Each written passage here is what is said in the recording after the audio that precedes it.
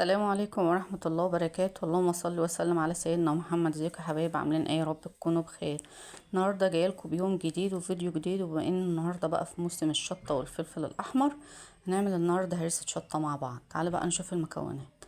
معانا هنا تقريبا 3 كيلو فلفل احمر على شطة. تمام، هناخد بقى الكبة. بقية المكونات ده اقولها لكم بس بعد ما نخلص الفرم بتاع الكمية دي. هناخد بقى الكبة ونجيب قرون الشطة كده، ونكون معانا مقص. انا مش لابسه كلافز ولا حاجه لان هعمل بالمقص. هنقص كده بالمقص القرون الشطه طويله. مش هنشيل منها البذر، هنعملها ببعضها بس نشيل بس اللقه بتاعتها اللي فوق دي بس.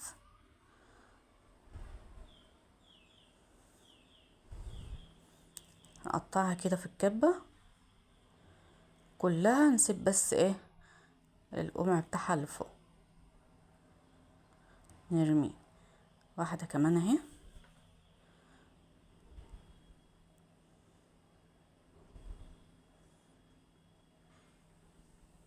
عايزاكم تصلوا على النبي كتير وتحطوا لايكات وتشتركوا في القناة عشان يوصلكم كل جديد. وعايزة اشوف كده تفاعلكم للقناة كده وحبكم كده ودعمكم.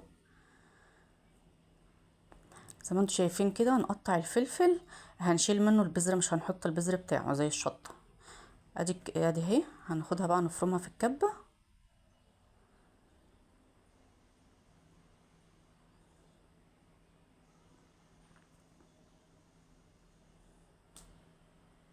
لو انت هتفرمي في الخلاط والخلاط مش هيمشي معاكي، حطي شوية خل.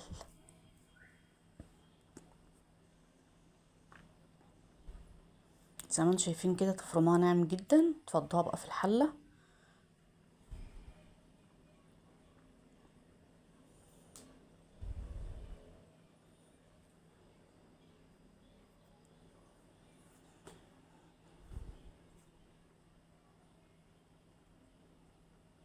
هنعمل بقى بقية الكمية ونرجع لكم تاني.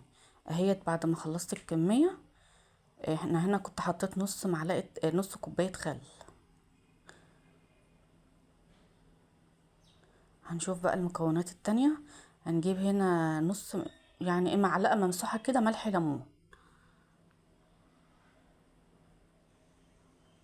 ومعلقة ملح ابيض كبيرة اهي. معانا هنا بقى راس توم كبيرة مطحونة برضك اهي. حابة تعملها في الكبة معاها ماشي، عايزة تفرمها الاول ماشي. هنا معلقة بابريكا كبيرة،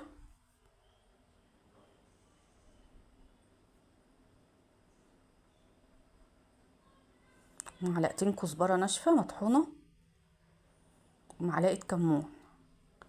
هنقلب بقى الكمية دي كلها ونرفعها على البوتاجاز لحد ما كل المكونات اللي في البتاع السوائل اللي فيها دي تنشف خالص.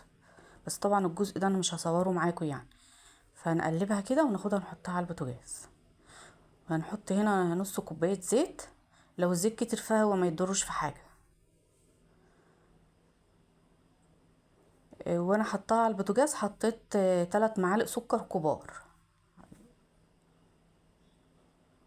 هنقلبها كده وناخدها نرفعها على البوتاجاز لحد ما تشرب كل السوائل اللي فيها خالص، ونشوفها بقى بعد ما تطلع اهي. بعد ما خلصت طبعا لسه سخنة، خدت كل السوائل ونشفت خالص اهي. بس تكوني موطيه، يعني اول لما تاخد غلوه كده تقومي موطيه عليها خالص اكنك بتلدين الرز لحد ما تنشف خالص عشان الحله ما تتحرقش. ناخدها بقى بعد ما تبرد خالص نعباها في البرطمانات زي ما انتوا شايفين كده اهي. هنا حاطه زيت عشان ده البرطمان اللي هستعمله. البرطمانين التانيين دولت هيتحطوا في الفريزر. طبعا مش حاطه عليهم زيت، يفضلوا معاكي من سنة واتنين وتلاتة طالما محطوطين في الفريزر ومقفولين حلو خلاص مفيش اي مشكلة. دول بتستعملوهم بقى في حاجات كتيرة جدا، في المخللات، في المحشي، في تتبيلة السمك، في اي حاجة يعني انت عايزة تحطها فيها يكون فيها البهارات بتاعتها والثوم وكل حاجة. وعايزة اشوف لايكاتكم كده، وعايزة اشوفكم في فيديو جديد ويوم جديد. كنتم مع ام ياسمين، والسلام عليكم ورحمة الله وبركاته.